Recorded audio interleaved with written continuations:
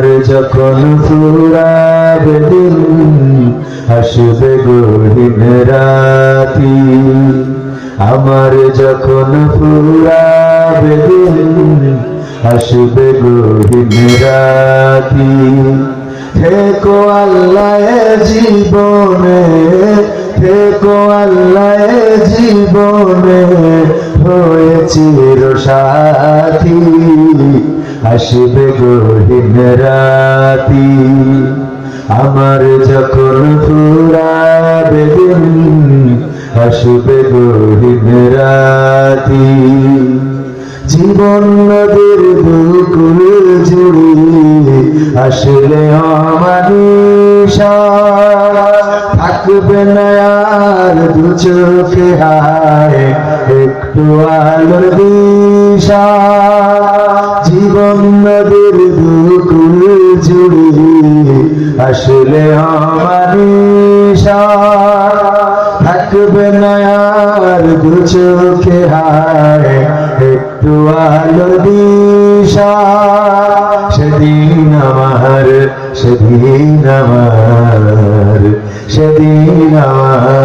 অন্ধ চোখে তুমি থেকো বাতি আসবে গহীন রাতি আমার যখন ফুরাবে দিন আসবে গহীন রাতি আমার বলে যেদিন কাউকে পাবো না সেদিন আমার শূন্য হৃদয় তুমি থেকো সান্ত্বনা তুমি থেকো সান্ত্বনা আখির আলো নিভে যেদিন মনে আলো দিয়ে আসবে না কেউ অন্ধ চোখে একটু আলো নিয়ে আখির আলো নিভে যেদিন হৃদয়ে আলো দিয়ে আসবে না কেউ অন্ধ চোখে একটু আলো নিয়ে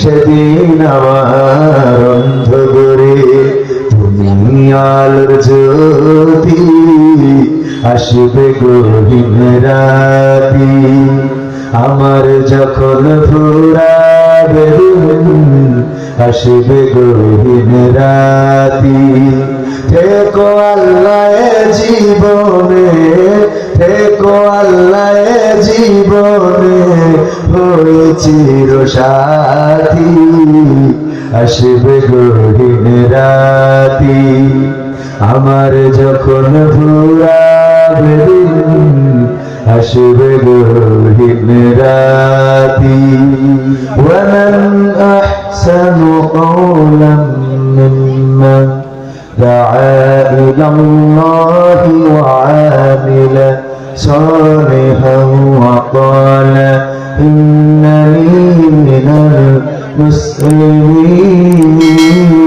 المسلمين وقال الله تعالى في شان حبيبي إن الله وملائكته يصلون على النبي يا أيها الذين آمنوا صلوا عليه وسلموا تسليما اللهم صل على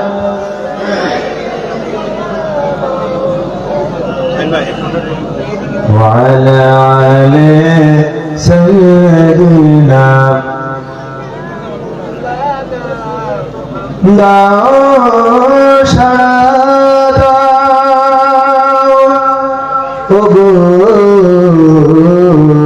রসূল আজকে কাবে যারা পরপারির কান্দারি তুমি মোদের জানের পিয়ারা আল্লাহুম্মা سيدنا مولانا محمد وعلى آله سيدنا হায়রে জীবন মৃত্যুই শেষ ঠিকানা পৃথিবীর সব রেশ মুছে দেবি সেদিন আর কি সাথী থাকবে না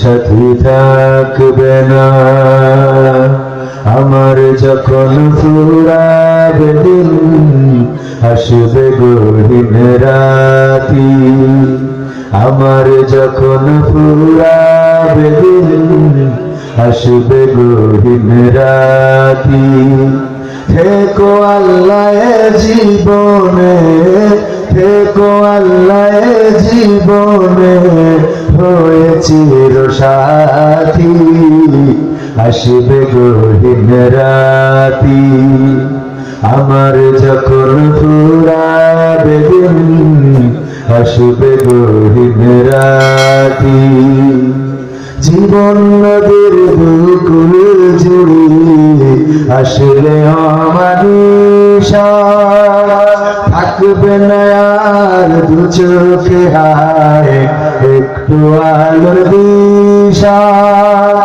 জীবন নদীর বুকুল জুড়ি আসলে অমানিসা থাকবে না আর দু চোখে হায় একটু আলো দিশা সেদিন আমার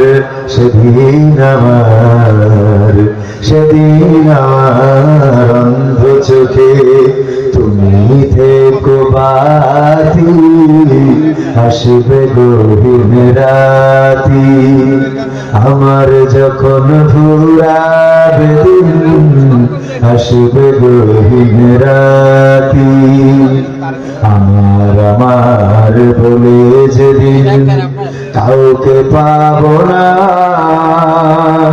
সেদিন আমার শূন্য হৃদয় তুমি থেকো সান্ত্বনা তুমি থেকো সান্ত্বনা আখির আলো নিভে যেদিন মনে আলো দিয়ে আসবে না কেউ অন্ধ চোখে একটু আলো নিয়ে আখির আলো নিভে যেদিন হৃদয়ে আলো দিয়ে আসবে না কেউ অন্ধ চোখে একটু আলো নিয়ে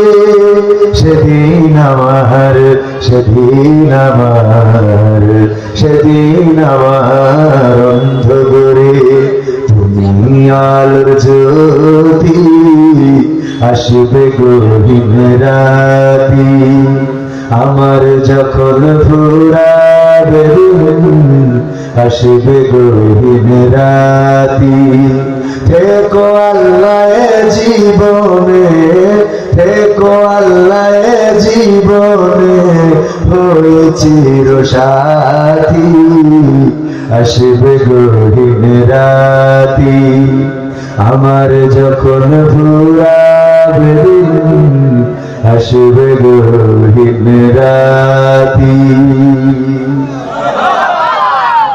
আসলে কি রাতে দিন ফুরাবে দিন কার কখন ফুরাবে বলে কয়ে আসবে কেউ জানবে না কাউকে জানানো হবে না ওয়ার্নিং দেওয়া হবে না দেখবেন যে অনেকেই মরতে মরতে বেঁচে যায় আবার যেই মানুষটার মরার কথা না সেই মানুষটা মারা যায় বলেন ঠিক না বেঠিক মরতে মরতে বেঁচে যায় আহারে কতদিন ধরে পড়ে আছে সবাই বলেছে আর বাঁচবে না ঢাকায় পাঠানো হয়েছে বলেছে ফেরত নিয়ে যাও ভারতে নিয়ে গেল হঠাৎ করে সুস্থ হয়ে বাড়িতে চলে আসলো। মানুষে বলে দেখো মরতে মরতে লোকটা বেঁচে গেছে।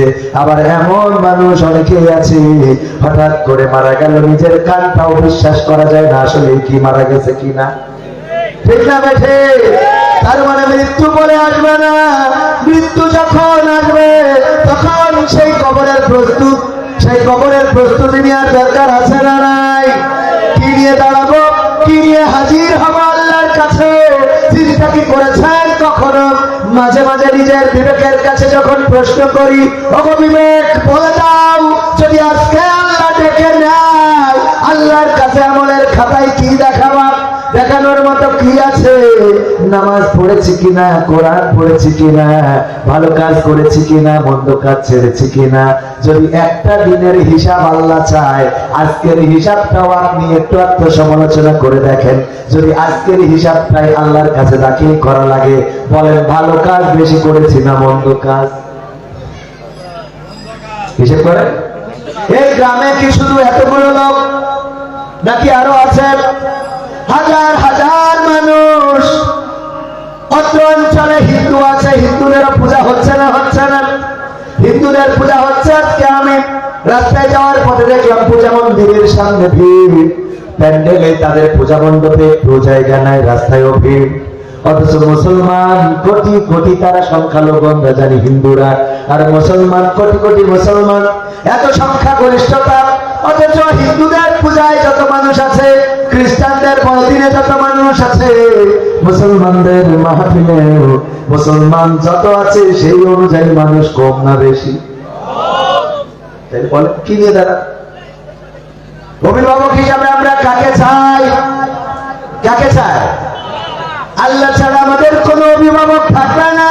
সেটাই গানে গানে আল্লাহ তারেক মনোয়ার সাহেব বলেছেন যে আল্লাহ যেদিন কোন সাথী থাকবে না, যেদিন কোন বাতি থাকবে না, যেদিন কোন আলো থাকবে না, যেদিন উপকার করার মতো কেউ থাকবে না, ও আল্লাহ ওই দিন তুমি আমার সাথী হয়ে যাইও।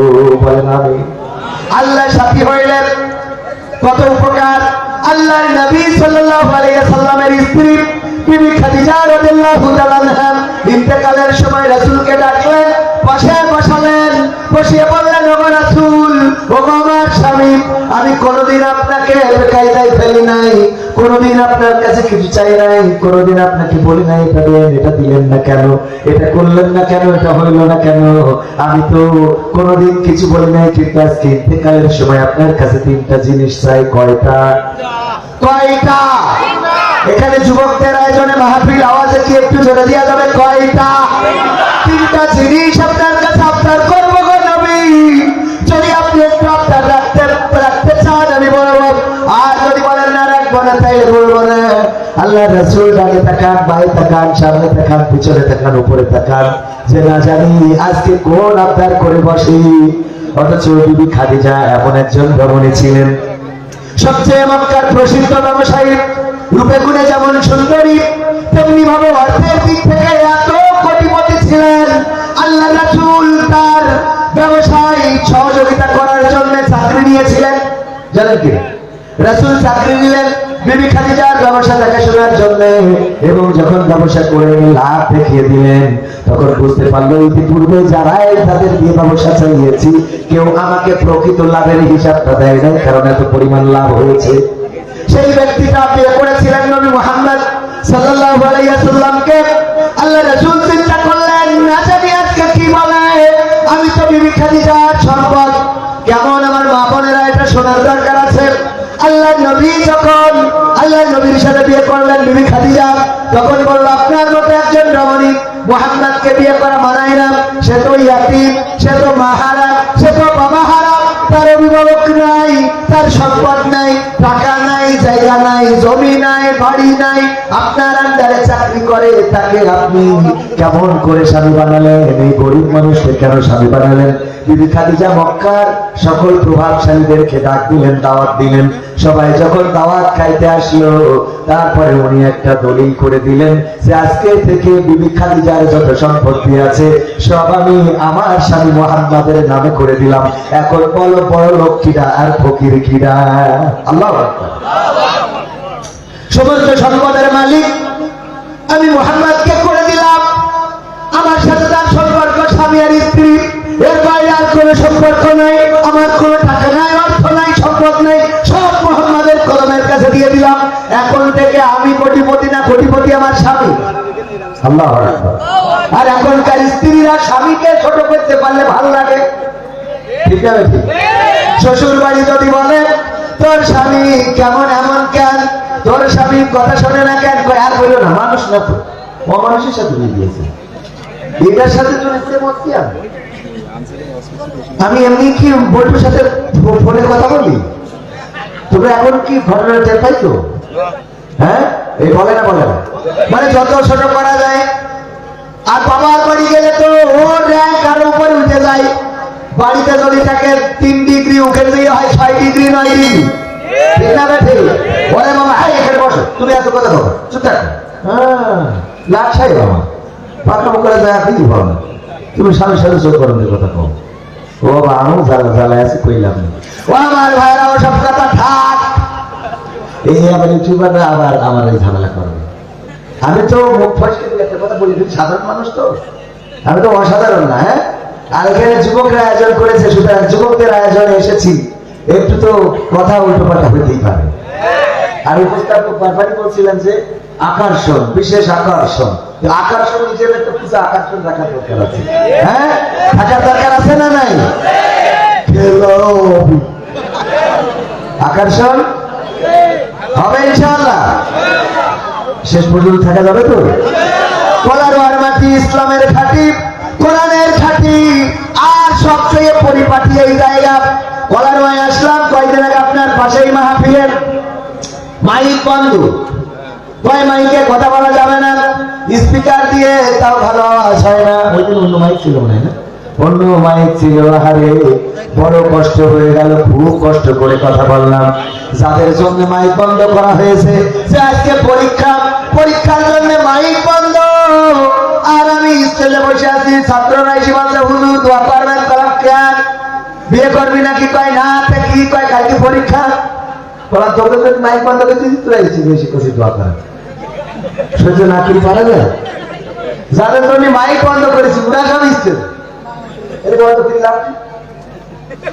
হ্যাঁ, লাভ আছে কেন? আমার ভাইরা, আমি শুরু করব, কিন্তু আমি যেই কথাটা বলছিলাম, বাবনদের জন্য এই কথাটা শোনার দরকার আছে, জানার দরকার আছে। আল্লাহ নবীকে সমস্ত সম্পত্তির মালিক করে দিলেন, দলিল লিখে দিলেন, নাম আমি মুহাম্মদকে সমস্ত সম্পদের মালিক করে দিলাম। আর আল্লাহ নবী মুহাম্মদ সাল্লাল্লাহু আলাইহি সাল্লাম ওই সম্পদ পাওয়ার পরে ব্যবসা করে কোটিপতি হয়েছিলেন নাকি? না, হয় নাই। বরং মক্কায় যখন দুর্ভিক্ষ লেগেছে, মক্কায় যখন মহামারী লেগেছে, মক্কায় যখন ক্ষতি হয়েছে, দুর্যোগ এসেছে, কষ্ট হয়েছে, পীড়িত হয়েছে, মানুষ কষ্টে থেকেছে, তখন খাদিজার সম্পদগুলো 2 হাতে বিলিয়েছে। বিলাতে বিলাতে বিলাতে এমন করে ফেলেছে, দিনের পর দিন চলে গেছে, বিবি খাদিজার চুলায় আগুন জ্বলে নাই। 3 দিন 5 দিন পার হয়ে গেছে, রান্না করতে পারে নাই। তারপরেও বিবি খাদিজা কোনদিন বলে নাই, রাদিয়াল্লাহু তাআলা আনহা কোনদিন বলে নাই, ওগো স্বামী, এত সম্পদের মালিক আমি ছিলাম, আর সমস্ত সম্পদ আপনার কদমের কাছে দিলাম, এখন না খেয়ে থাকা লাগে। আপনার আল্লাহ রাসূলের একটি ঘটনা জানলেই বুঝতে পারবেন রাসূল কত কষ্টে রেখেছিলেন বিবি খাদিজাকে। আত্মার শান্তি ছিল, কিন্তু খাবারের কষ্টটা কেমন ছিল। আল্লাহ রাসূল যখন মদিনায় সুদিন ফিরে আসলো, রাষ্ট্র ক্ষমতায় বিশ্বনবী সাল্লাল্লাহু আলাইহি সাল্লাম যখন বাড়িতে গোশত রান্না হতো, তখন গোশত একটু আম্মা আয়েশা রাদিয়াল্লাহু তাআলা আনহাকে বলতেন, আয়েশা কিছু গোশত একটু পাঠিয়ে দাও, আমি মদিনায় ঘুরে ঘুরে দেখতে চাই বিবি খাদিজার কোনো বান্ধবী বেঁচে আছে কিনা। আমি কোনোদিন বিবি খাদিজাকে পরিতৃপ্ত করে খাওয়াতে পারি নাই, কোনোদিন তাকে পেট ভরে খাওয়াতে পারি না। যদি তার কোন বান্ধবী বেঁচে থাকে, তাকে প্রাপ্যায়ন করে পরিতৃপ্ত হতে চায়। আল্লাহ রাসূল বিবি খাদিজাকে ঠিক মতো খাওয়াতেও পারেন নাই। এই খাদিজা রাদিয়াল্লাহু তাআলা আনহা যখন মারা যাচ্ছে, বললেন রাসূল 3টা জিনিস আপনার করব, 3টা জিনিস আপনি দিতে পারবেন কিনা? যখন আল্লাহর পক্ষ থেকে রাসূল সাল্লাল্লাহু আলাইহি সাল্লাম অনুমতি প্রাপ্ত হলেন, বললেন, ওগো খাদিজা, বলো তোমার কি 3 কি দাবি আছে? বিবি খাদিজা রাদিয়াল্লাহু তাআলা বললেন, রাসূল গো, আমি মারা যাওয়ার পরে আপনার কাফন, আপনার জামা দিয়ে আমার কাফন পরাবেন, অথবা আমার কাফনের সাথে আপনার একটা জামা গায়ে জড়িয়ে দিবেন। 2 নম্বর হলো, আমার কবরে যখন কবর খনন করা হয়ে যাবে, ওই কবরটা আপনি একটু গড়াগড়ি দিবেন। আর 3 নম্বর হলো, যখন মুনকার নাকির এসে প্রশ্ন করবে, ওগো রাসূল, আপনি দাঁড়িয়ে থেকে আমার প্রশ্নের জবাবটা দিয়ে দিবেন। আল্লাহ রাসূল বললেন, এমন ওসিয়ত কেন করলে খাদিজা? খাদিজা রাদিয়াল্লাহু তাআলা বললেন, ওগো নবী, আমি বড্ড ভয় পাই, কবরকে ভয় পাই। যেই কবরে রেখে আসবেন, সাথী থাকবে না, বাড়ি থাকবে না, আপন কেউ থাকবে না, অভিভাবক থাকবে না, কাউকে বলার মতো কোনো মানুষও পাবো না। ওই কবরে যদি কষ্টে পড়ে যায়, কে আমাকে উপকার করবে গো নবী? এই জন্য আপনার যে গায়ের জামা যদি আমার শরীরের সাথে, আমার কাপড়ের সাথে জড়িয়ে দেন, আল্লাহ রাব্বুল আলামিনের ফেরেশতারা আমার সাথে বিয়াদবি করবে না। যদি কবরটাই আপনি একটু গড়াগড়ি দেন, আপনি বলেছেন কবর চার জন্যে এত সংকুচিত হয়ে যাবে যে 2 পাশ থেকে চাপ দিবে, এক পাঁজরের হাড় অপর পাঁজরের, অপর পাঁজরের হাড় আর এক পাঁজরে ঢুকে যাবে। ওগো রাসূল, আমি ভয় পাই, না জানি ওই কবর আমার জন্য সংকুচিত হয়ে যায় কিনা। এই জন্য নবী গো, আপনি আমার কবরে গড়াগড়ি দিবেন। যেই কবরে আপনার দেহ মুবারক গড়াগড়ি খাইবে, সেই কবর আমার সাথে বিয়াদবি করবে না, এটা আমি বিশ্বাস করি। আর রাসূল মুনকার নাকির যখন এসে প্রশ্ন করবে, মান রাব্বুকা ওয়া মান দীনুকা ওয়া মান নাবিয়ুকা, ওগো রাসূল, আমি ভয় পাই ওই ফেরেশতাদের সামনে বলতে পারবো কি পারবো না। এজন্য আপনি দাঁড়িয়ে থাকবেন, সবাই চলে আসবে, কিন্তু আপনি দাঁড়িয়ে থেকে আমার প্রশ্নের জবাবটা দিয়ে দিবেন। রাসূল, এটা আমার একটা। আল্লাহ রাসূল বললেন, ঠিক আছে, আমি তোমার আবদার পূরণ করব। আল্লাহ রাসূল সাল্লাল্লাহু আলাইহি ওয়াসাল্লামের স্ত্রী বিবি খাদিজা ইন্তেকাল করলেন। আল্লাহ রাসূল নিজের জামা দিয়ে কাফন পরালেন, তারপরে কবরটাই গড়াগড়ি দিলেন। কবর দেওয়া হয়ে গেল, সবাই চলে এসেছেন। রাসূল সাল্লাল্লাহু আলাইহি ওয়াসাল্লাম কবরের কাছে দাঁড়ানো। সাহাবীরা কারো ডাকার সাহস নাই, রাসূলকে কেমন করে ডাকবেন? রাসূল আসেন না, কেউ ডাকতে সাহস পায় না। রাসূল দাঁড়ানো দাঁড়ানো দাঁড়ানো। ফেরেশতা আসে না, মুনকার নাকির আসে না, জিজ্ঞাসা করার জন্য ফেরেশতা আসলো না। হঠাৎ করে জিবরিল আলাইহিস সালাম এসে বললেন, ও আল্লাহর নবী, আপনি চলে যান, বাড়িতে যান, যে ফাতেমা, কুলসুম, রুকাইয়া, তারা জয়নাব, তারা কান্নাকাটি করে, আপনি যে তাদেরকে সান্ত্বনা দেন। ফাতেমা বড় কান্না করতে করতে মুমূর্ষু হয়ে পড়েছে। আল্লাহ রাসূল বললেন, আমার খাদিজা তো আমাকে ওসিয়ত করেছে, সেই ওসিয়ত পালন না করে কেমন করে যায়? 2টা পালন করেছে, একটা বাকি। ফেরেশতা জিবরাইল আলাইহিস সালাম বললেন, ও রাসূল, আপনি বাড়ি যান, যেই কারণে আপনার খাদিজা আপনাকে এখানে দাঁড় করিয়ে রেখেছে, এটা আসলে আল্লাহ রাব্বুল আলামিন মিটিয়ে দিয়েছেন। তার মানে হলো, মুনকার নাকিরের প্রশ্নের জবাব, যেই প্রশ্নের জবাবের ভয় খাদিজা পেয়েছে, ওই প্রশ্নের জবাব আরশে আজিম থেকে আল্লাহ রাব্বুল আলামিন নিজে দিয়ে দিয়েছেন। বলেন সুবহানাল্লাহ। সুতরাং আল্লাহ অভিভাবক হলে আমাদের কি আর কোনো ভয় থাকে? আল্লাহ কবরটাই যেন আমার সহজ জবাব, আমাদের সহজ জবাব সহজ করে দেন। ওগো আমার ভাইয়েরা, ওগো এলাকাবাসী, ওগো আমার মুসলমানেরা, একটু যদি কোরআনের কথাগুলো শুনতাম, জানতাম, আল্লাহ রাসূলের জীবন জানতাম, নবীর সাহাবীদের জীবন জানতাম, তাইলে আমাদের আর এমন করে করে মাইকিং করে করে দেখে দেখে ওয়াজ শোনানো লাগতো না। সবাই নিজেরাই বুঝতাম আমাদের কেমন করে চলতে হবে, কেমন করে বলতে হবে, কেমন করে খাইতে হবে, কেমন করে শুইতে হবে। কিন্তু আমরা এগুলো জানার চেষ্টা করি না, আর মানা তো আরো দূরে থাকে। ঠিক না বেঠে?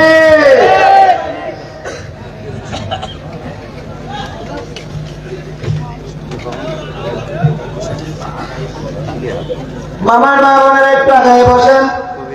সব জায়গায় মহিলা প্যান্ডেলে জায়গা থাকে না, জায়গা সংকুলন হয় না, আর পুরুষ প্যান্ডেলে এখনো কিছু খালি আছে না নাই? আমি এই জন্য বলি, মহিলাদেরকে দেবেন সামনে, আর পুরুষদের দেবেন প্রজেক্টরে, তাহলে ভালো হয় নাকি? গানগুলো শোনাতে বলেছে, শোনাবেন ইনশাআল্লাহ।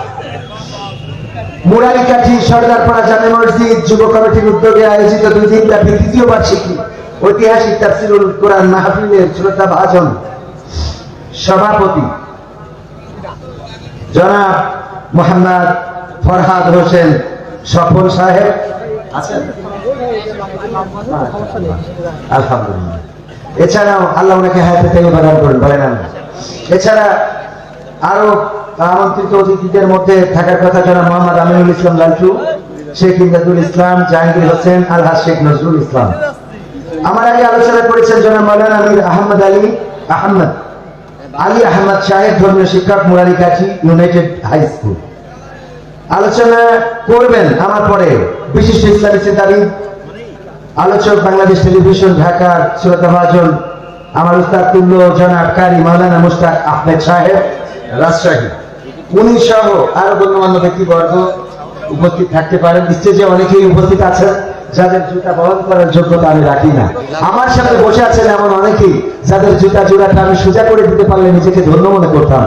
কারণ অনেক হাফেজে কোরআন, অনেক মাওলানা, মুফতি, মুফাসসির, মুহাদ্দিস বসে থেকে নানান বিয়াদবের মতো কথা বলে অযোগ্য মানুষ হয়ে আল্লাহ যেন আমাকে ক্ষমা করেন।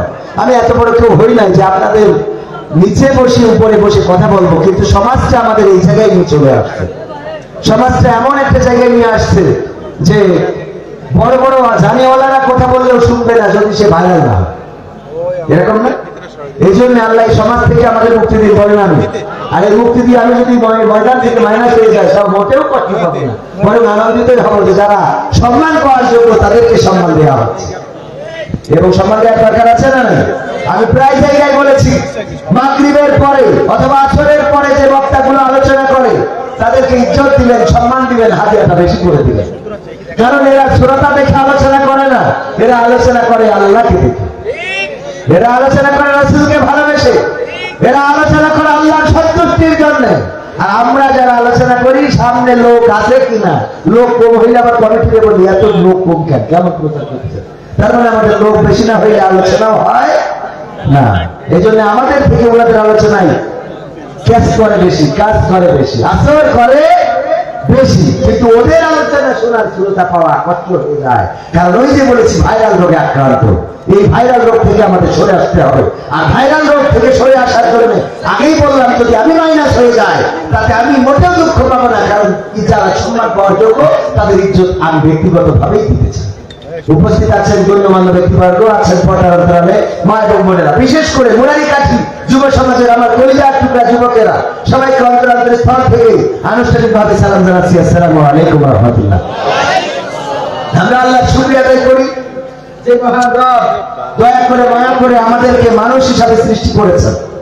আমাদেরকে আল্লাহ চাইলে অন্য কোনো প্রাণী করে পাঠাতে পারতেন না, পারতেন না? যে আল্লাহ আমাদেরকে মানুষ করে পাঠালেন সে আল্লাহর শুকরিয়া আদায় করে বলছি আলহামদুলিল্লাহ। আল্লাহ আমাদের শুধু মানুষ বানান নাই, বিনা চাওয়ায় বিনা দরখাস্তে আল্লাহ আমাদেরকে মুসলমানের ঘরে জন্মগ্রহণ করিয়েছে। আলহামদুলিল্লাহ বলবেন? যদি একজন হিন্দু হইতেন, হিন্দু ধর্ম নিয়ে আমার কোনো আক্ষেপ, কোনো অভিযোগ নেই, যাদের ধর্ম তাদের কাছে সুন্দর। কিন্তু দেখেন একজন হিন্দু যদি হয়ে কেউ মারা যায়, এই লাশটাকে আগুনে পোড়ানো হয়, বাবাকে পোড়ায় সন্তান, সন্তানকে পোড়ায় বাবা। এটা কি ওদের কাছে জানি না কতটুকু সহনশীল, আমাদের কাছে কষ্টের নাকি কষ্টের না? আবার আমি মালয়েশিয়াতে ছিলাম, ওখানে বৌদ্ধ ধর্মের অনুসারী যারা, বৌদ্ধ ধর্মের যদি কোন লোক মারা যায় মালয়েশিয়ায়, চাইনিজ অনেকে আছে মালয়েশিয়ায় ছিল, আছে নাকি এখানে? ওই যে ada satu orang, dua orang, tiga orang, ada lemah, banyak orang, banyak orang dulu di Malaysia, ya, alhamdulillah. অনেকেই ছিল মালয়েশিয়ায়। এই মালয়েশিয়ায় যারা চাইনিজদের মারা যাওয়া দেখেছে, চাইনিজরা মারা গেলে ওর লাস্টারে কফিন করে নিয়ে তারপর ইচ্ছা মতো খাওয়া দাওয়ার আয়োজন, আনন্দ চলে, খায় দায়, গান গায় আর ফুর্তি করে। 2 দিন 3 দিন যত বড় লোক তত দেরি করে খবর দেবে। বোঝেন মরে গেছে, ওরে কফিনে রেখে সবাই এসে দেখে আর ইচ্ছা মতো মন খুলে খাওয়ার কোনো শেষ নেই। 2 দিন 3 দিন খাওয়ানো নেই। ভাই সত্যি বলছি তো, যারা মালয়েশিয়ায় ছিলেন সত্যি বলছি তো, এ কথা মিথ্যা? দেখেন এই জাতীয় কোন ধর্মের অনুসারী যদি করতো, আপনি মারা যাওয়ার পরে কফিন করে সুন্দর করে লাশটা যেন বন্ধ না হয়, যেন পচে না যায়, সেইভাবে মোটামুটি কায়দা কানুন করে নিয়ে তারপরে অনুষ্ঠান চলে। খাওয়া দাওয়া ফুর্তি ফুর্তি, নাচ গান কত কি গো বাবা। এই জন্য আল্লাহ রাব্বুল আলামিন আমাদের এমন একটা ধর্মের অনুসারী করেছে, মারা যাওয়ার পরে সুন্দর করে গোসল করানো হয়, তারপরে নতুন জামা কাপড় পরানো হয়, তারপরে আস্তে করে খাটিয়ায় তোলা হয়, সুন্দর করে একটা নামাজ, দোয়ার নামাজ, জানাজার নামাজ পড়া হয়, তারপরে সুন্দর করে কবরে রাখা হয়, চেহারাটা ঘুরিয়ে কেবলামুখী করে দিয়ে আস্তে করে কবর দিয়ে চলে আসি। কিয়ামত পর্যন্ত আমাদের জন্য দোয়া হয় না, হয় না? এই মাহফিল হচ্ছে এই এলাকায় যত কবরবাসী আছে, দোয়া হবে না, হবে না? তার মানে কিয়ামত পর্যন্ত দোয়া পাই, তাইলেও পাই না তাইলে পাই। আমরা বলি আল্লাহ এই এলাকায় যত কবরবাসী আছে আল্লাহ ক্ষমা করে দাও, বলি না বলি? তার মানে হলো পৃথিবী সৃষ্টির দিন থেকে শুরু করে আজ পর্যন্ত যারা মারা গেল সবাই এর মধ্যে পড়েছে না, পড়ে নাই? এই জন্য আল্লাহর শুকরিয়া আদায় করে বলছি আলহামদুলিল্লাহ। আমার আল্লাহ রাব্বুল আলামিন না চাইতে আমাদেরকে এমন একটা কিতাবের মালিক করলেন, যেই কিতাব পৃথিবীর পরে আর দ্বিতীয় আছে না, এবং হবেও না, হবে না। শুধু তাই নয়, আমি মাঝে মাঝে বলি আমরা কত বই লিখলাম, আমরা তো প্রায় বলে থাকি আমাদের বই লিখে দিই, যদি ভুল পান করে দেবেন, এটা বাদ দিলাম। এই কথা তো শুনে শুনে মুখস্থ হয়ে গেছে। এখানে আমার কমির ভাইরা আছেন, চরমনার ভাইরা আছেন, জামাতের ভাইরা আছেন, আওয়ামী লীগের ভাইরা আছেন, অনেক দলের লোক আছেন। জামাত ইসলামের অধিকাংশ বই লিখেছেন কে? মওদুদী। ইসলামী সাহিত্য লিখেছেন কে? আল্লামা মওদুদী, মাওলানা মওদুদী। আমার চরমনার ভাইরা কিংবা জামাতের বিপক্ষ যারা, তারা মওদুদীর বই পড়া থেকে গোমরা মনে করে, বই পড়লে গুনাহ হবে এরা মনে করে না, করে না? কথা কয় না, শুধু মনে করে না, এবার তো প্রশ্নপত্রেই ডাইরেক্ট লিখে দিয়েছে যে মওদুদী মতবাদ এটা বাতিল না সঠিক, এরকম কি একটা প্রশ্ন করেছে। এটা করা উচিত হয় না, যাই হোক, যা করে ফেলেছে ফেলেছে। এখন আমি একটা উদাহরণ দেওয়ার জন্য বলছি, শোনেন। যে ধরেন মওদুদীর বই আমার চরমনার ভাইয়েরা মনে করে এটা পড়া যাবে না, শুধু তাই না, বলে আমার এক বন্ধু আছে, বললো ভাই আগে বুঝি নাই, এক সময় মওদুদীর বই ইসলামের হাকিকত, নামাজের হাকিকত, রোজার হাকিকত এক জায়গায় করে আগুন ধরে পুরাই দিয়েছি আমাদের উস্তাদের নির্দেশে। আমার বন্ধু, সে এখন আমার বন্ধু, যাই হোক, ওটা উনি আমার বক্তব্য না।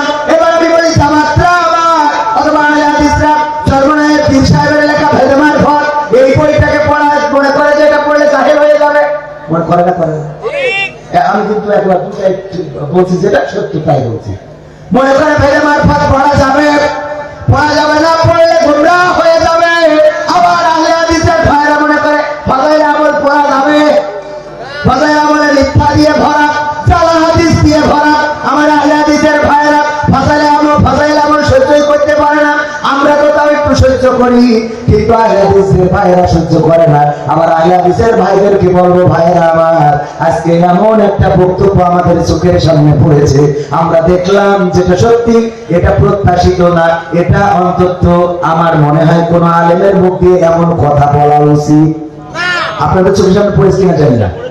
জনাব শায়েখ আকরামুজ্জামান সাহেবকে বলতে চাই, আপনি বলেছেন সর্বরাতের রাতে মসজিদে ইবাদত করার চেয়ে পতিতালয়ে বেশ্যাখানায় রাত কাটানো অনেক ভালো কাজ। নাউযুবিল্লাহ। জাহেল, মূর্খ, বেলেহাজ, বেয়াদব বলতে কার্পণ্য করবো না। একটা ইবাদতকে তুমি বেশ্যাখানার সাথে লাগিয়েছো, তোমার মতো আলেমেরা বাংলার মুসলমান দেখতে চাই না। তোমার নামে বিচার হওয়া, মামলা হওয়া দরকার। তুমি ইবাদত করাটাকে পতিতালয়ের সাথে লাগিয়ে দিয়েছো। তুমি বেদাত বললে আমি এত প্রতিবাদ করবো না, তোমার গবেষণা থেকে বেদাত হইতেই পারে, ঠিক না ঠিক? গবেষণা থেকে বেদাত হইতেই পারে, বাট এই ব্যাপারে অনেকগুলো সহি হাদিস আছে আমার কাছেও। আমি আপনারা দেখতে চাইলে দেখাতে পারবো, আমি স্ক্রিনশট করে আনছি, আমার ফোনে আছে। তো আমি সে ব্যাপারেও যাবো না, কারণ আমি অত বড় আলেম। কিন্তু বেদাত আপনি বলেন, এই রাতে যারা ইবাদত করবে, বলতেছে যে তারা এই রাতে মসজিদে যে ইবাদত করার চেয়ে বেশ্যাখানায় রাত কাটানো অনেক ভালো। নাউযুবিল্লাহ। কত বড় বেলেহাজ, কত বড় বেয়াদব! আমার তো বিশ্বাস এটা লুকি খুলে চেক করা দরকার, মুসলমান নাকি আখাটা। আল্লাহ ইবাদত করার জন্য একজন মসজিদে যায়, যদি সে ভুল ইবাদত করে আপনি তাকে সংশোধন করে দেন, কিন্তু ইবাদত যে আল্লাহর জন্য করতেছে সেটাকে আপনি বেশ্যাখানায় নিয়ে গেলেন কিভাবে? এটা কি মানা যায়? আমি আমার আহলে হাদিস ভাইদের বলবো, আমি কিন্তু আপনাদের বিরোধী না, যদিও আমার আহলে হাদিস ভাইরা কয়েকদিন আগে থানায় যে আখড়া কাঠির মাহফিল আমার নামে অভিযোগ করে জিডি করে মাহফিল বন্ধ করেছি, তারপর আমি আহলে হাদিস ভাইদের পক্ষে লোক, কারণ আমরা সঠিক হাদিস মানতে চাই। ঠিক না বেশি? আমি বলেছি আপনারা যে আমার নামে মাহফিল বন্ধ করলেন, কয়টা যাত্রা বন্ধ করেছেন, কয়টা কনসার্ট বন্ধ করেছেন, কয়টা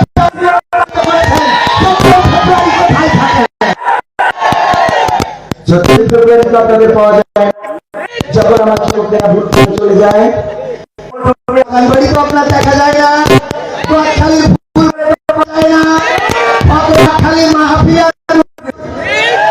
আমি জোরে বলবে না আসতে পারবো এটা নিয়ে ফতোয়া কিরাম বোর্ডের উপরে যে কিরাম বোর্ড থাকে ওর নিয়ে ফতোয়া নেই। সত্যি বলছি না মিথ্যা বলছি? যে মসজিদে ঢুকেছে ও ঠ্যাং ফাঁকা করবে না আসর করবে এই নিয়ে ফতোয়া, কিন্তু যে মোট নামাজ পড়ে না ওর নিয়ে ফতোয়া নেই। যে নামাজ পড়ে কুলুপ করে লুঙ্গি ধরে হেঁটে বেড়াচ্ছে ওর নিয়ে ফতোয়া, যে হেঁটে না শুষে চলে এসে খেজুর গাছের রস খেয়ে ওর নিয়ে ফতোয়া নেই। ঠিক না বেঠি? খেয়াল করেছেন আপনারা? ফতোয়া যত ভালো কাজের মধ্যেই ওদের ফতোয়া আছে। ফিলিস্তিনের বিপক্ষে ফতোয়া দেওয়া শুরু করে দিল, ইসরায়েলের পক্ষে ফতোয়া। ঠিক না বেঠি? দিয়ে ফেলা যায় নাই।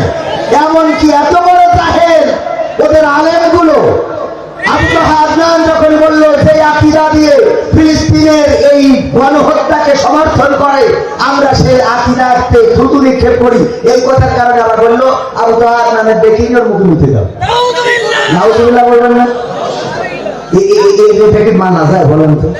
আমার এই জন্য মাঝে মাঝে মনে হয় যে বলতে হবে খেলা হবে, আইসো খেলা হবে। তুমি যে জাল হাদিসের দলিল দাও, এই জাল হাদিস কি রাসূল এসে বলে গেছে? তোমার কোনো না কোনো মাযহাব তো বলেছে। তুমি মনে করো যে মাযহাব মানা যাবে না, তা তুমি তো মাদানী মাযহাবের বাইরে যাও। তুমি বলো ইমাম মানা যাবে না, তা তোমার ইমাম সাহেবের বাইরে তো তুমি যাও না, তোমার আলবানীর বাইরে তো তুমি যাও না। আমরা না হয় হানিফার মানি ভুল করে গেছে, আলবানী সব ঠিক করে গেছে, এটা কি আল্লাহ ওহী নাযিল করে জানাইতেন না? জাল হাদিস কি রাসূল এসে বলেছে যে এটা জাল, এটা সঠিক, তোমরা এটা করো এটা করো না বলেছে? জাল হাদিস তো বানাইছে কোনো না কোনো মানুষ নাকি? তোমার গবেষণায় তুমি জাল পাইছাও বলে জাল বলে দিছাও, আমার গবেষণাটা ঠিক হইলে তোমার অসুবিধাটা কোন জায়গায়? এবার একজন বোন এখানে প্রশ্ন দিয়েছে, দেখেন কইছে প্রশ্নটা আমার বললো যে একজন বোন দিয়েছে, আমি অত বড় হুজুর না, আমার কাছে আপনারা প্রশ্ন দেবেন কো? এমনি মাঝে মাঝে প্রশ্ন দিয়ে বেপে খাইতে ফেলে। খেয়াল করেছেন না? এমন এমন লেখা লেখে আমি বুঝে শুনি, তারা আগে পড়ে নিচ্ছি এটা। আসসালামু আলাইকুম ওয়া রাহমাতুল্লাহি ওয়া বারাকাতুহু। আজকের এই মাহফিলে আপনার কাছে একটি প্রশ্ন। আজকে 25শে ফেব্রুয়ারি, শবে বরাত। আজকে এই রাতে মাহফিল শোনা ভালো নাকি ইবাদত করা ভালো? আপনার কাছে এই প্রশ্নটি, আশা করি উত্তরটি দিবেন। আসসালামু আলাইকুম ওয়া রাহমাতুল্লাহি ওয়া বারাকাতুহু। ওয়া আলাইকুম আসসালাম। এখন দেখেন, আজকে রাতে ইবাদত করার জন্যই তো মাহফিলের আয়োজন করেছি, তাহলে তো আপনারা সিরিয়াল থাকতেন। আপনি তো টিভি বন্ধ করতেন কটা, এটা তো আমরা বুঝি তো। ঠিক না বেশি? বড় মাহফিলটা দিয়ে আপনার কিছুটা ইবাদত মুখী করে দিল। এখন অনেকেই বলেছে ডাইরেক্ট নামাজ কালাম পড়া বেদাত, তো সেই তুলনায় যদি বেদাত হয় তাহলে এই মাহফিল শোনাটা বেদাত। সুতরাং এইটা হইলো ডবল ভালো, মানে আমরা বেদাতের মধ্যেও নেই, আবার এই আমলটা ছেড়েও দিই। কথা কি বোঝা গেছে? যাকে ফতোয়া অনুযায়ী বেদাত, আমার ফতোয়া বেদাত না, আমি ক্লিয়ার করে দিলাম। আমি কিন্তু শবে বরাতে ইবাদতে বেদাত, আমার কাছে এটা দাম। তো এখন যাদের কাছে এটা বেদাত, তাদের ব্যাপারে আমার বক্তব্য নেই, তারা হয়তো আমার থেকে ভালো জানে। কিন্তু যে বোন প্রশ্ন করেছে তার কাছে আমার উত্তর হলো যে আপনি এই রাতে ইবাদত করতেন না সিরিয়াল দেখতেন, আপনি নিজে একটু চিন্তা করে দেখেন কত আল্লাহওয়ালা আমরা দেখি তো জানি বাকি। ওরে বাবা, সকাল সকাল খেয়ে মসজিদে যেয়ে পান কুপান দেবে নামাজে প্রস্তুতি নিয়ে যাই, দেখা 4 টাকা পড়িতে পাশে একটু চিড়াইনি, ও চিড়াই গেলে ভোটের আদা নেই, এই চিড়াই নেই সে। হ্যাঁ, সারা রাত নামাজ এরা আছে না, নামাজ পড়বে। হ্যাঁ, এখন এই জন্য আমার বোনকে বলবো, এই যে মাহফিল এখানে বসেছেন মানে এটাও ইবাদত। ওই ইবাদতের থেকে এই ইবাদত যদি মনে করেন বেদাত, তাহলে ওটা আমরা করছি না, আবার এইটা করলে কোনো গুনাহ নেই। সুতরাং আপনি ভালো কাজটাই করতেছেন, আলহামদুলিল্লাহ। আলহামদুলিল্লাহ বলবেন না? আলহামদুলিল্লাহ। আমরা যত এই যে ঘাটাঘাটি করবো, মানে বিষয় হলো যে আমরা দিন দিন মানুষকে ইবাদত বন্দেগী থেকে বিমুখ করে ফেলছি। হিজবুত তাওহীদ নামের একটা গোষ্ঠী আছে, দেখবেন বক্তৃতা দেয়, ওদের ইমামুজ্জামান বলে একজন আছে, মোহাম্মদ সেলিম না কি যেন নাম, হুসাইন মোহাম্মদ সেলিম। এ বক্তব্য দেওয়ার সময় এমন ভাবে বক্তব্য দেয়, বলে আগামীকালকে খিলাফত কায়েম হয়ে যাবে। অথচ ওর দলে যারা ঢুকেছে দাড়িওয়ালারা দাড়ি কেটে ফেলে দিয়েছে। তাই ওকে সঠিক পথে আছে? যে দল করলে দাড়িওয়ালারা দাড়ি কাটে, সেই দল কোনোদিন সঠিক হইতে পারে? তবে আবার শুধু দাড়িতেই ইসলাম না, এটাও মাথায় রাখা, দাড়িতে সুন্নাত, টুপিতে সুন্নাত, পোশাকেও সুন্নাত আছে। পাথরের আঘাত খাওয়া সেটা যে সুন্নাত, কেন মনে হয় না তোমার কাছে? কেন মনে হয় না তোমার কাছে? নবীর প্রেমে তুমি দাওয়াতে তাবলীগ ধারণ করেছ বুকে, সেই তুমি আজ কেন জুলুমের প্রতিবাদে আওয়াজ তোলো না মুখে? মেসুয়া করো তুমি রোজ প্রতিদিন, সেখানেও সুন্নাত আছে। পাথরের আঘাত খাওয়া সেটা যে সুন্নাত, কেন মনে হয় না তোমার কাছে? কেন মনে হয় না তোমার কাছে? শুধু দাড়িটা সুন্নাত নয়, শুধু টুপিতে নয়, শুধু মেসওয়াকে নয়, শুধু খাবার শেষে মিষ্টি খাওয়াতে নয়, মাঝে মাঝে তায়েফের রাস্তায় যেভাবে রাসূল দাওয়াতি কাজ করতে যে পাথরের আঘাত খেয়েছে, সেইভাবে দাওয়াতি কাজ করে ইটের আঘাত খাওয়া সুন্নাত। পড়েন ঠিক কিনা? সুন্নাত শুধু মানবো, মার যেটা খাওয়া লাগবে না সেটা, আর যেটা মার খাওয়া লাগবে সেটা মানতে রাজি। এরকম আল্লাহর ওলি আছে না নাই? আমরা সুন্নাত মানবো। আজকের এই যুব সমাজ আয়োজন করেছে, যুব সমাজের আয়োজনকে ওয়েলকাম জানাই, স্বাগত জানাই। আমার যুবকেরা যদি এভাবে দিনের জন্য, কোরআনের জন্য এগিয়ে আসে, এই বাংলাদেশে কোরআন কায়েম হতে বেশি দিন বাকি থাকবে? থাকে? আমার যুবকেরা বললেন, আমার হুজুর, আমি তো হুজুর না, তাও মাঝে মাঝে মানুষ হুজুর থাকে। আপনারা খেয়াল করেন, আমার ভাই বলবেন, কি বলবে? ভাই, ও আমার ভাইরা, প্রথমে আমি পবিত্র কোরআনের একটা আয়াত কালিমা তেলাওয়াত করেছি, আপনাদের মনে আছে? وَمَنْ أَحْسَنُ قَوْلًا مِمَّنْ دَعَا إِلَى اللَّهِ وَعَمِلَ صَالِحًا وَقَالَ إِنَّنِي مِنَ الْمُسْلِمِينَ। আমি একটা পড়েছি আমার যুবকদের জন্য। কেন পড়লাম? আল্লাহ রাব্বুল আলামিন বললেন, তার চেয়ে ভালো কথা আর কারো হতে পারে না, যে নিজে ভালো কাজ করে, অপরকে ভালো কাজের জন্য আহ্বান করে, আর মুখে ঘোষণা করে দেয় আমি একজন মুসলমান। সুবহানাল্লাহ বলেন। এই যে উত্তম কথা, ভালো কথা, সুন্দর কথা, শ্রেষ্ঠ কথা আর একটাও নেই, যে নিজে ভালো কাজ করার পরে অপরকে ভালো কাজের জন্য আহ্বান করে, আর মুখে বলে আমি একজন আত্মসমর্পণকারী। মুসলমান শব্দের অর্থ কি? আত্মসমর্পণকারী। কার কাছে আত্মসমর্পণ করা? আল্লাহর কাছে। কি আমরা পরিপূর্ণভাবে আত্মসমর্পণ করেছি? না, করি নাই। পরিপূর্ণভাবে আত্মসমর্পণ করেছিলেন ইব্রাহিম আলাইহিস সালাম। কি বলেছিলেন? ইন্নী ওয়াজ্জাহতু ওয়াজহিয়া লিল্লাযী ফাতারাস সামাওয়াতি ওয়াল আরদ হানিফান ওয়া মা আনা মিনাল মুশরিকিন। আমার ইব্রাহিম আলাইহিস সালাম বললেন, ও আল্লাহ, আমি সমস্ত দিক থেকে আমার মুখ ঘুরিয়ে সেই দিক করলাম, এই আসমান জমিন যিনি সৃষ্টি করেছেন তার দিকে আমার মুখ ঘুরিয়ে দিলাম, আর আমি ঘোষণা করে দিলাম, আল্লাহ, আমি আর ওই মুশরিকদের অন্তর্ভুক্ত না। এই ঘোষণা করেছেন না করেন না? আমরা আল্লাহর কাছে কেমন আত্মসমর্পণকারী দেখেন। হঠাৎ করে এখানে যদি পুলিশ আসে আর বলে যদি এখন স্টেজ থেকে নেমে না যান তাহলে ধরে নিয়ে যাবো, স্টেজের নাম বলো, নাম বলো, কোথায় হ্যাঁ আমি নাম বসে দিই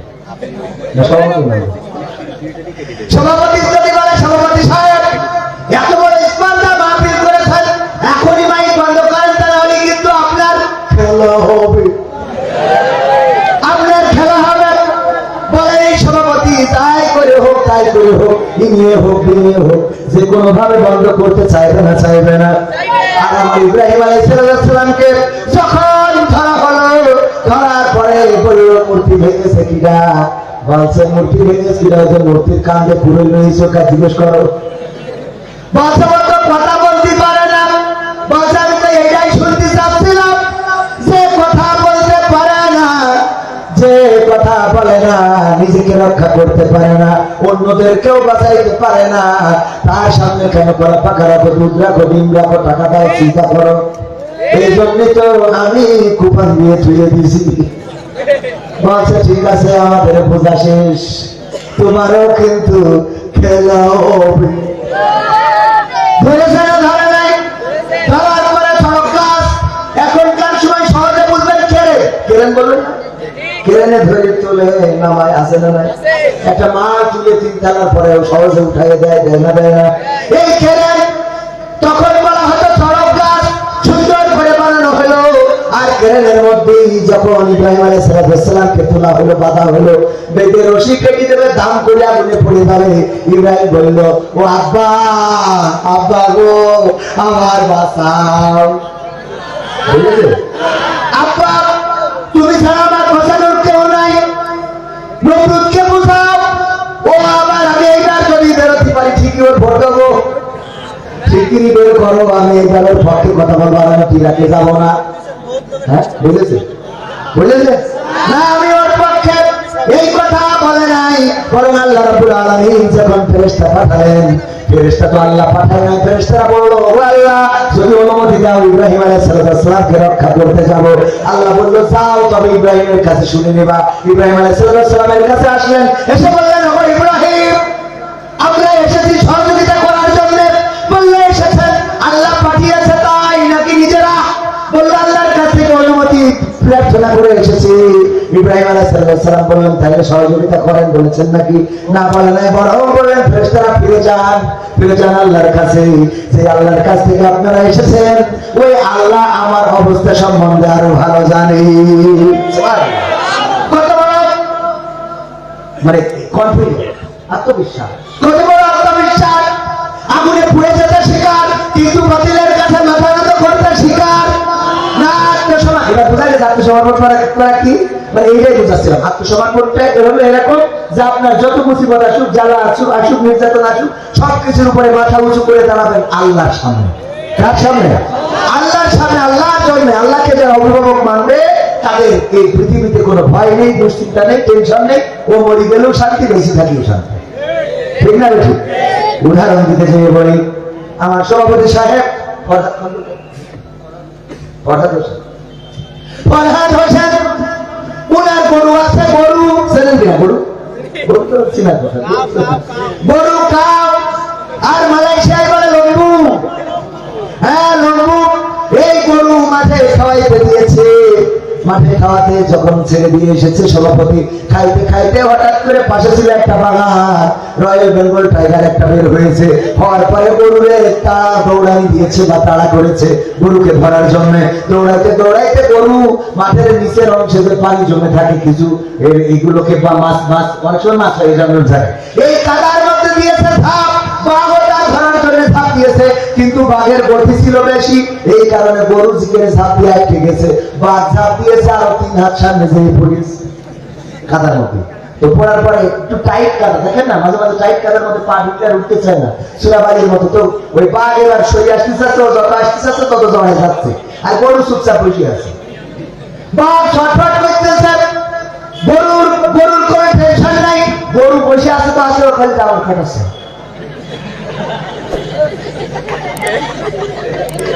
বাঘ বলছে, গরু তুই তো আসলে গরু, তোর লোক গরু বলে একজন দিবা থেকে আপনি এই ভাই গরু, তোমারও তো একটা কথা আছে ভাই, কি গরু তো গরুর মতো নিতে বল ভাই, কি হয়ে গেছে সমস্যা কি? সমস্যা কি মানে এই কাদার মধ্যে ঝাঁপি এই কাদার মধ্যে সবাইকে সামনে এগিয়ে এসে বসে পিছনের লোকের ব্যবস্থা করতে হবে। এই স্বেচ্ছাসেবকরা কি করছে? সব আমার করতে হবে। ইরা মানে টাকা দিয়ে হুজুরের বিল সব আমাকেই দিতে হবে। এই সামনের ভাইয়েরা আমার বলি বলছে যে আপনারা একটুখানি ভিতরে ডাইন পাশে ঢোকেন, পিছনের লোক নাকি ঢুকতে পারছে না, ব্যাটারি পড়ে গেছে। একটু সামনে আসেন, জায়গা পাচ্ছেন না, আসেন। আমার শোনারা এখানে বসলে সওয়াব দিবেন কে? আল্লাহ রাব্বুল আলামিন সওয়াব দিবেন। আমি এখনো কিন্তু গান শুরু করিনি, সময় এখনো 1 ঘন্টার মতো আছে, 11 ঘন্টা খানিক আছে। আমি গান শোনাবো, আগে একটু ওয়াজ করি। মানে এখন ঝামেলা হইলে আমি আসলে কোনো তাল কিছু জানি যে কি করবে শিল্পা ও থেকে বড় সমস্যা হইলো। সেদিন গতকালকে কালীগঞ্জে আমি একটু কথা বলতেছি, কয় হুজুর আপনি ওয়াজ করেন, এই করেন, তা করেন, এসব কথা বলবেন ও করবো ওয়াজ। কি যে জ্বালা ওয়াজ, কারোর কয় কেউ কয় ওয়াজ করেন, কেউ কয় গান করেন, কেউ কয় এই হলো বলেন, কেউ কয় খেলা হবে বলেন। মানে আমার জ্বালার কোনো শেষ নেই। আবার এর মধ্যে মহিলারা প্রশ্ন দেয় সর্বরাত করবে কি করবে না, অধিক পুরুষরা ধরছে না, মহিলা প্যান্ডেলের জায়গা নেই। আবার তা হঠাৎ করে চিঠি আসে, হুজুর আমি আপনার বিয়ে করতেছি। মানে কত জ্বালাতে আমার সহ্য করতে হয়। আমি দুনিয়ায় কারোর সাথে কমা না, যদি কোনোদিন সুযোগ পাই আল্লাহর সাথে করবে। একটু আসেন ভাই, আসেন, আমার একটু সহজ করতেন ভাই, বসুন না, একটু আসেন ভাই, একটু আসেন, একটুখানি জায়গা করতেন ভাই। হ্যাঁ একটুখানি ওই পাশে একটু ফাঁকা করতেন, তাহলে আমার আর এক বুঝতে পারেন না, আমি একটা আমি কিছু ওয়াজ করি, গান দিয়ে চলতে পারে।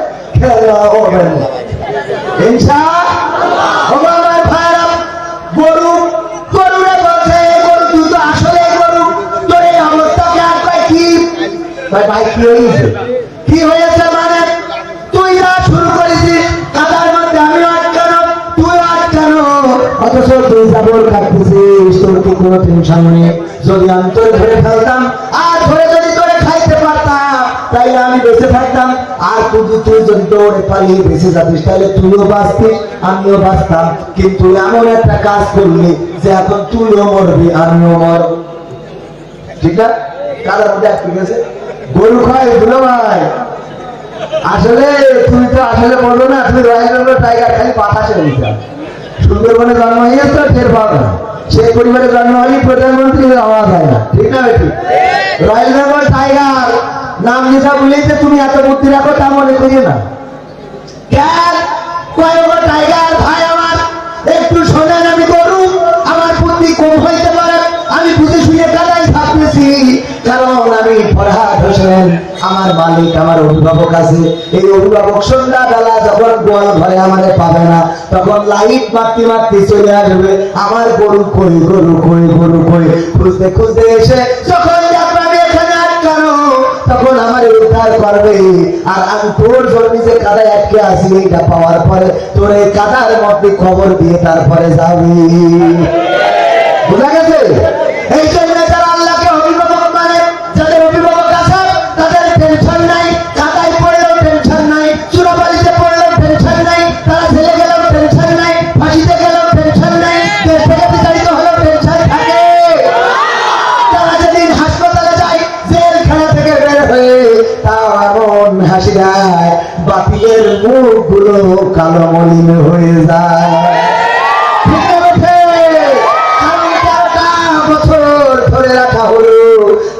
আল্লাহর জন্য, কষ্টটা আল্লাহর জন্য, বেদনা আল্লাহর জন্য, দুঃখ আল্লাহর জন্য, জেলখানা আল্লাহর জন্য, নির্যাতন আল্লাহর জন্য, নিষ্পেষণ আল্লাহর জন্য, সবকিছু ওই ইব্রাহিম আলাইহিস সালামের মতো ইন্নী ওয়াজহাতু ওয়াজহিয়া লিল্লাযী ফাতারাস সামাওয়াতি ওয়াল আরদ হানিফা ওয়া মা আনা মিনাল মুশরিকিন। শুধু তাই নাই, ওই বান্দাগুলো বলেছে ইন্না সালাতি ওয়া নুসুকি ওয়া মাহইয়ায়া ওয়া মামাতি লিল্লাহি রাব্বিল আলামিন।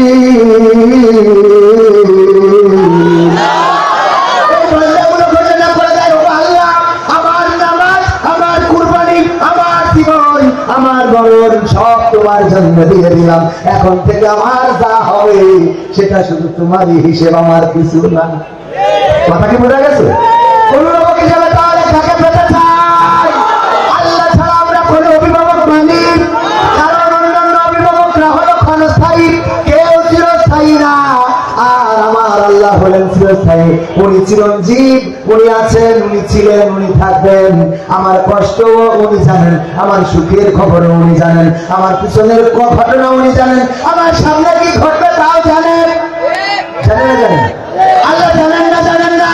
আল্লাহ রাব্বুল আলামিন যদি চান কাউকে অঢেল রিজিক দান করেন, আবার যদি চান কাউকে আবার এইটা আবার আপনারা কাছে আসা যদি আবার মাটি পরিবর্তন করেন না, এখন মাইক কাটায় এখানে একটা ওখানে দুটো জোড়ে একসাথে মানুষ শুনবে কই না।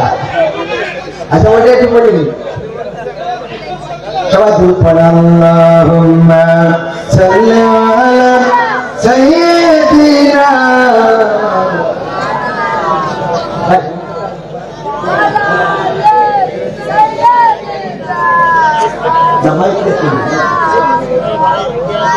নবীর নামে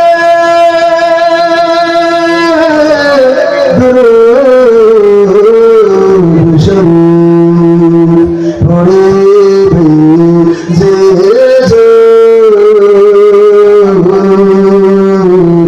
তার জন্য যে হারাম হবে জাহান্নামের আগুন। আল্লাহুম্মা সাল্লি আলা সাইয়্যিদিনা মাওলানা মুহাম্মদ।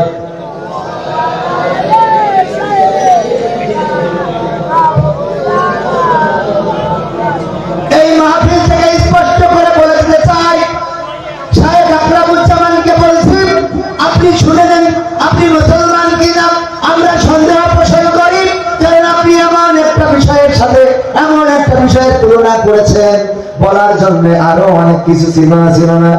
আপনি যদি বলতেন দেখেন যারা বেদাত করে এই নামাজ পড়ার থেকে না পড়া ভালো, বলতে পারতেন। যদি বলতেন এই নামাজ পড়ার থেকে কম্বল মুড়ি দিয়ে শুনে থাকা ভালো, তাও বলতে পারতেন। যদি আপনি বলতেন এই নামাজ না পড়ে স্ত্রীর সাথে সময় কাটানো ভালো, তাও মনে কিছু নিতাম না, কারণ স্ত্রীর সাথে সময় কাটানো হালাল না হারাম? হালাল। সুতরাং এটাতেও সমস্যা নাই।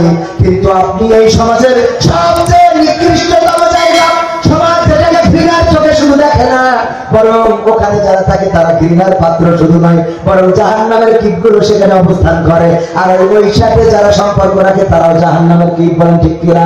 সুতরাং আপনি একটা নামাজকে, ইবাদত বান্দেগীকারীকে, যে ইবাদতটা হাদিস দিয়ে প্রমাণিত, আল্লাহর নবীর স্ত্রী বিবি আয়েশা রাদিয়াল্লাহু তাআলা আনহা একদিন উঠলেন, উঠে চিন্তা করলেন যে আজকে ও ঘুম থেকে নবী দেখেন রাসূল পাশে নাই, রাসূল পাশে নাই, চিন্তা করলেন হয়তো মসজিদে নববীতে আছে, ছুটে গেলেন মসজিদে নববী, চিন্তা করলেন অন্য বিবিদের ঘরে হয়তো আছে, খুঁজলেন কিন্তু পাইলেন না, মনে করলেন হয়তো মসজিদে নববীতে আছে, পাইলেন না, পরে দেখলেন মসজিদে নববীর পাশে জান্নাতুল বাকি আছে না নাই? জান্নাতুল বাকি যারা হলে গিয়েছেন তারা জানেন মসজিদে নববী থেকে একটু দূরে, সামান্য দূরেও না, একই চত্ব, আর এখন তো একটু পাঁচিল দিয়ে ঘেরা হয়েছে, আগে ছিল মুক্ত। আল্লাহর নবী, আল্লাহর তখনকার জ্যোৎস্না রাত, চাঁদনি রাত, মিষ্টি সাবান, মিষ্টি সাবান কি মধ্যম সাবান মাসির মধ্যম রাত, তো এটা কি চাঁদনি রাত, ফুল চাঁদনি, ফুল চাঁদনি রাতে আল্লাহ রাসূল একদিন চাঁদের রাতে আয়েশা রাদিয়াল্লাহু তাআলা আনহাকে বললেন, আয়েশা চলো আমরা একটু দৌড়াই। কোথায় দৌড়াবে? ওই যে দূরে টিলা দেখা যায়, ওই টিলা পর্যন্ত আমরা দৌড়াবো, আমরা দৌড় দিয়ে দেখবো কে ফার্স্ট হইতে পারে, কে আগে যাইতে পারে, কে ফার্স্ট হইতে পারে, কে আগে যাইতে পারে। আল্লাহ রাসূল বললেন নাও দাও 1 2 3 দৌড় দিয়েছে। আমরা আয়েশা রাদিয়াল্লাহু তাআলা আনহা ছিলাম, দৌড়ায় ফার্স্ট হয়ে গেল।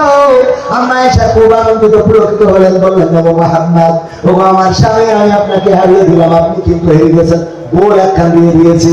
আল্লাহ নবী বললেন টেনশন করার কিছু নেই, আবার একদিন দেখা যাবে। পরবর্তীতে আবার একদিন ডাকলেন, ডেকে বললেন আয়েশা চলো আজকে জ্যোৎস্না রাত, আমার যে একটু দৌড় দিলেন। ওই দিন আল্লাহর নবী জিতে গেলেন, আম্মা আয়েশা মাথা নিচু করে দাঁড়িয়ে রইলেন। আল্লাহ রাসূল বললেন আয়েশা তুমি মন খারাপ করো না, আগের দিন তুমি আমার একটা গোল দিছিলে, আজকে দুলা করে দিলাম। সুবহানাল্লাহ বলো। আর এখনকার স্বামীরে বউয়ের সাথে সুন্দর করে কথা বলে না, কিন্তু ভাবির পালিয়ে টুকরোর প্রতিযোগিতা করে।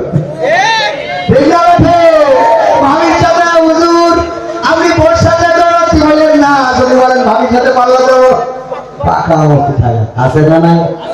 ওরে বউ আমার যেমন তেমন, শালী আমার মনের মতো, গান আছে না নাই? আমার এই বউরাও বানাইছে স্বামী আমার যেমন তেমন, যারাই আমার মনের মতন রে। নাউজুবিল্লাহ। সারাদিন সিরিয়াল লাগে, সারাদিন চারটে লাগে বসে খাই না, কাপড় দেখে, তবে ওখানে পাখি থ্রি পিস দেখো দেখে বেঠে। তুমি সারাদিন বিড়ি খাবা, অনেকেই বলে হুজুর আমার মর্যাদা একটু দোয়া করে দেন যেন আবুল হেদায়েত দান করে। কেন কয় আমার স্ত্রী আমার কথা শোনে না, আমার মত মতো চলে না, এই করে না তাই করে না, আমার স্ত্রীর জন্য হেদায়েত হয়ে যায় সেই দোয়া করে দেন। আমি বলি তুমি কি নামাজ পড়ে 5 ওয়াক্ত কয় না, হুজুর টাইম পাই বললাম তা তোমার তো এখন হেদায়েত হয়নি, ওর হেদায়েত করবো কি ঠিক না বেশি?